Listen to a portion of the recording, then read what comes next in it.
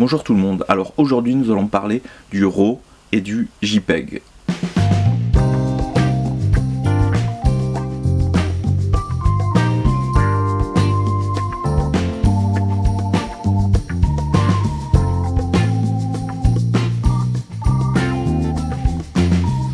Le RAW est un négatif numérique.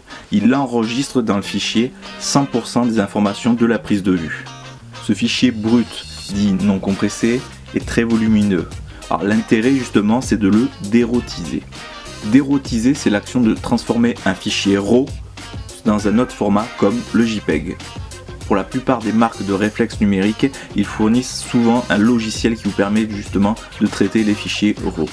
Le principal avantage du format RAW, c'est la flexibilité qu'il vous offre dans le post-traitement. Vous avez la possibilité de modifier votre image tout en conservant la qualité de celle-ci. Donc les avantages en fait du format RAW sont la gestion de la balance des blancs, la gestion d'exposition, qui est aussi à la fois en lien avec la gestion du bruit. Car vous pourrez plus facilement monter une zone sombre en zone claire sur un format RAW que sur un JPEG. Alors, le format RAW a quelques inconvénients. L'inconvénient, c'est que les fichiers sont relativement lourds. Donc par exemple, sur votre carte mémoire, vous mettrez beaucoup moins de RAW que de JPEG. Il vous faut aussi un ordinateur un petit peu plus costaud pour traiter des fichiers qui sont 3 à 5 fois plus lourds que vos JPEG. Il vous faut aussi un logiciel justement pour utiliser vos fichiers RAW. Pour le JPEG, son seul avantage en fait, c'est le poids.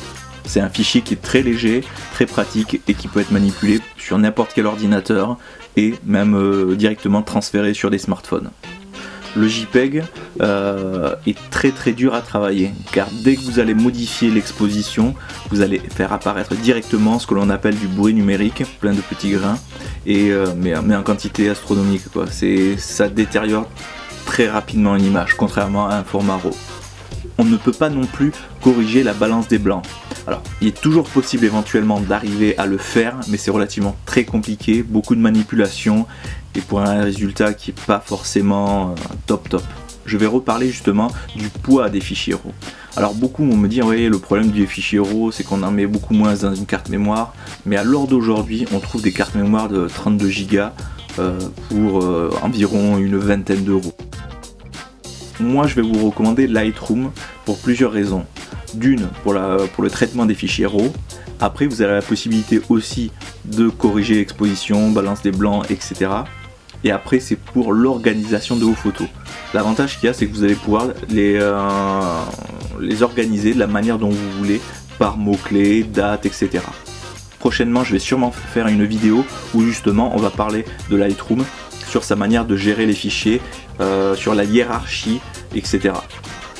Vous pouvez trouver actuellement Photoshop CC et Adobe Lightroom pour seulement 12 € par mois. Et oui, ils ont fait une grosse évolution, car il y a encore peu, si on voulait acheter Photoshop, c'était environ 1000 €. Pas par mois, mais c'est 1000 € à sortir, ce qui était très difficile pour la plupart des gens, quoi. Donc maintenant, pour tous les photographes amateurs, ou même débutants, ou intermédiaires, ou autres, justement, l'intérêt c'est ça, c'est que cette formule, vous aurez Lightroom pour gérer vos photos, stockage, etc. et Photoshop vraiment pour faire vos montages. Donc l'avantage qu'il y a, c'est que c'est un système d'abonnement mensuel. C'est-à-dire vous payez 12 € par mois, et l'abonnement, vous pouvez l'arrêter par exemple, si au bout d'un an vous voulez arrêter, vous l'arrêtez là. C'est très intéressant parce que vous bénéficiez à chaque fois des mises à jour. Moi actuellement j'ai pris cette formule là et il y a Lightroom qui a évolué avec plusieurs mises à jour et les mises à jour sont disponibles immédiatement et gratuitement. Pour les moins fortunés d'entre vous, j'ai fait une petite recherche sur internet et je vous ai trouvé quelques logiciels qui fonctionnent aussi bien sur Mac que sur PC Windows ou PC Linux.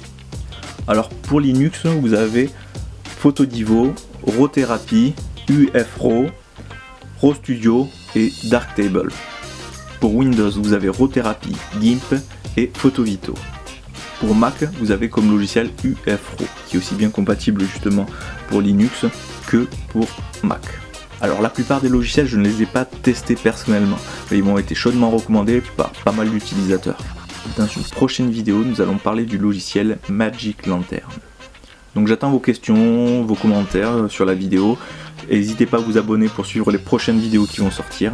Sur ce, portez-vous bien, sortez et faites des photos. En RAW.